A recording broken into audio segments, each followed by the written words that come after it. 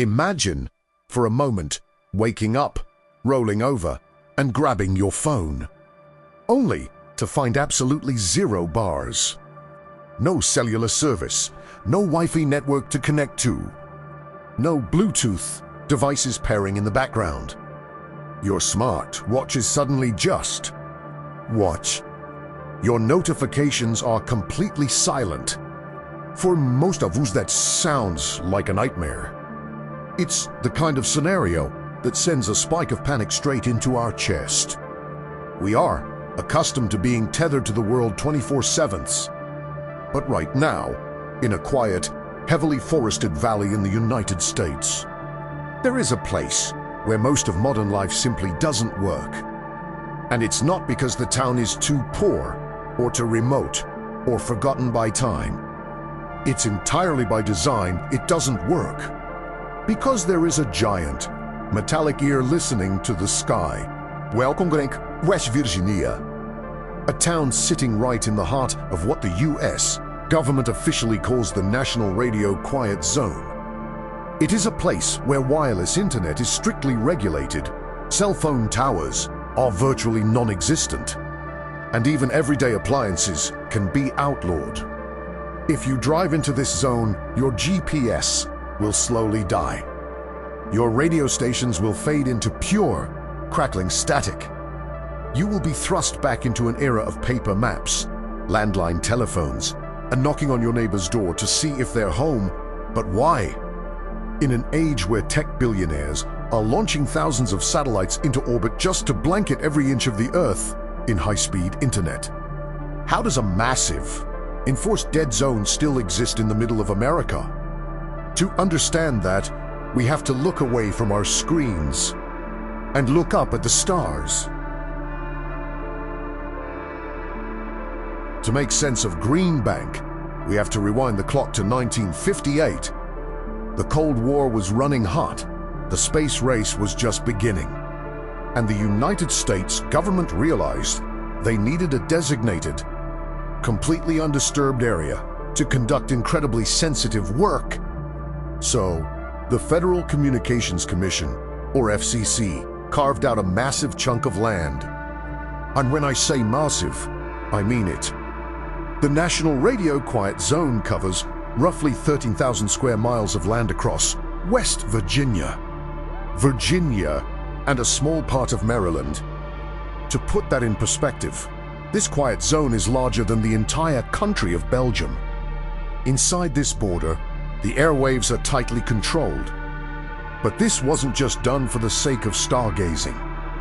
There were 2 primary forces behind the creation of this zone: science and the military. On the military side, nestled deeply within the quiet zone, lies a highly classified naval base at Sugar Grove. For decades, it operated as a massive listening post for the NSA.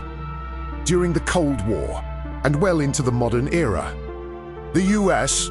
intelligence community used the pristine, our ADIO-free environment of Sugar Grove to intercept international communications and bounce signals off satellites, without any civilian noise getting in the way. It was America's ultimate eavesdropping station. But about an hour away from the military's secret listening post sits the scientific crown jewel of the quiet zone, the Green Bank Observatory. The government realized that the same exact conditions required to spy on foreign nations were also required to spy on the universe.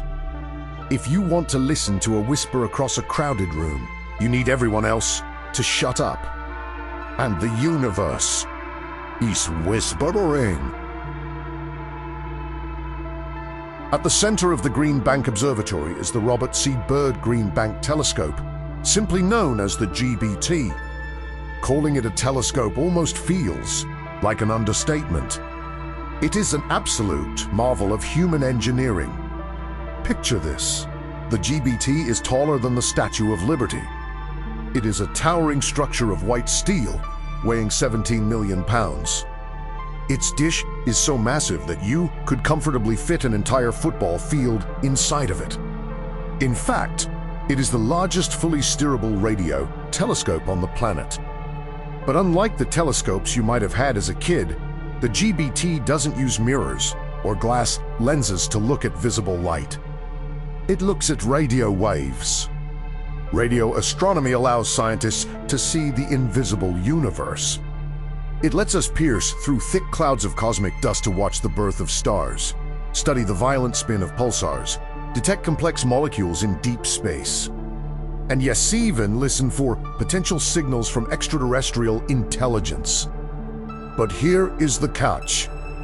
The signals this telescope is trying to capture are almost impossibly weak.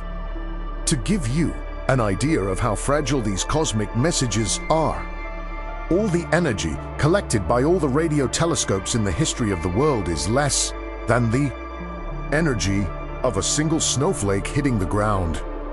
When a quasar billions of light years away emits a radio wave, by the time it travels across the universe and reaches Earth, it is barely a ghost of a signal.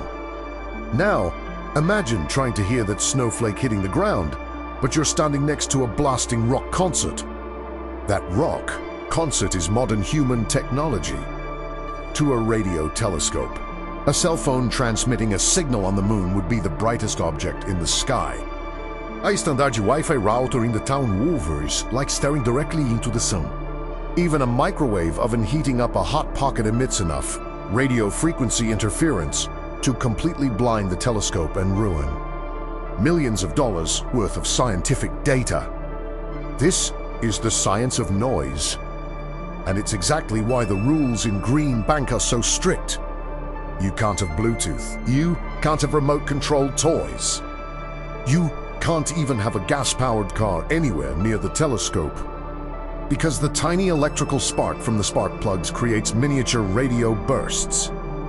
The observatory staff literally drive decades-old diesel trucks because diesel engines don't use spark plugs. To protect the sky, the town has to remain grounded in the past.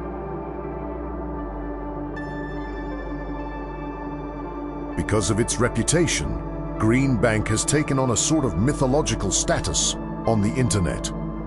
In recent years, it has become a sanctuary for a very specific group of people, electrosensitives. Dozens of people have packed up their lives and moved to this isolated valley, claiming to suffer from electromagnetic hypersensitivity, or EHS.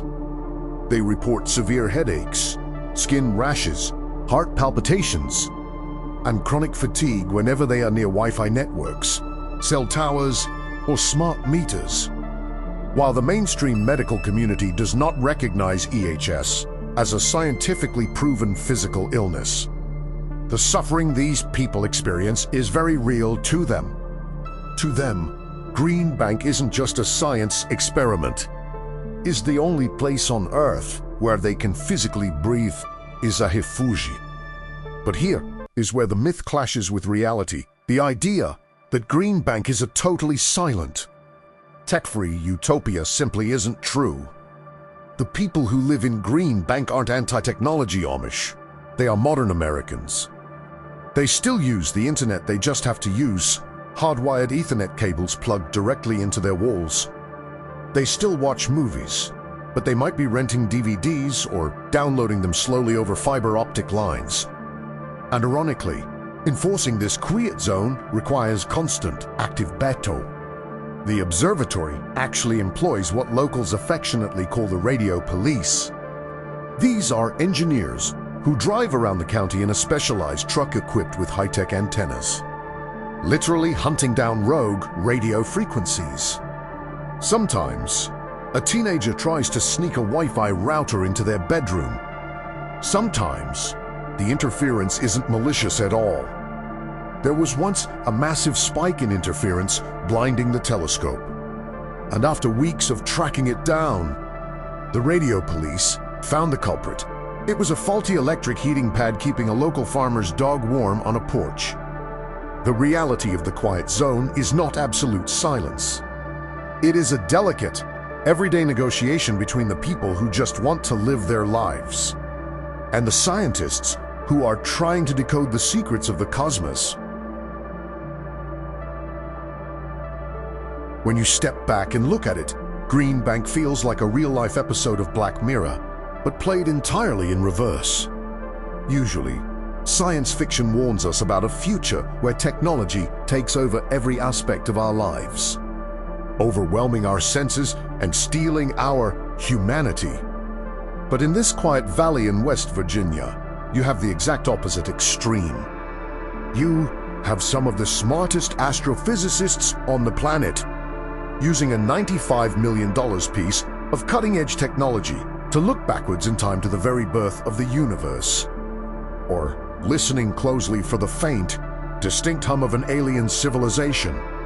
Yet, when those same scientists leave work for the day, they drive home in 1980s diesel trucks. If they want to meet a friend at the local diner, they can't text them. They have to use a payphone at the gas station or just show up and hope for the best. Kids waiting at the school bus stop aren't mindlessly scrolling through TikTok or Instagram. They are actually talking to each other, looking at the trees, existing entirely in the physical world.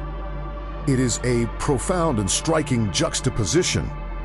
The very place that holds our most advanced tools for communicating with the stars is the one place where we are forced to disconnect from each other digitally. In a world where we are constantly bombarded by pings, notifications, targeted ads, and an endless stream of digital noise, the National Radio Quiet Zone forces us to ask an uncomfortable question. What are we losing by constantly being connected? Green Bank is a reminder that sometimes the only way to truly listen to the universe is to silence the world around you. Thanks for watching. If you want to dive deeper into the strange, hidden corners of our world, make sure to hit that subscribe button. See you in the next one.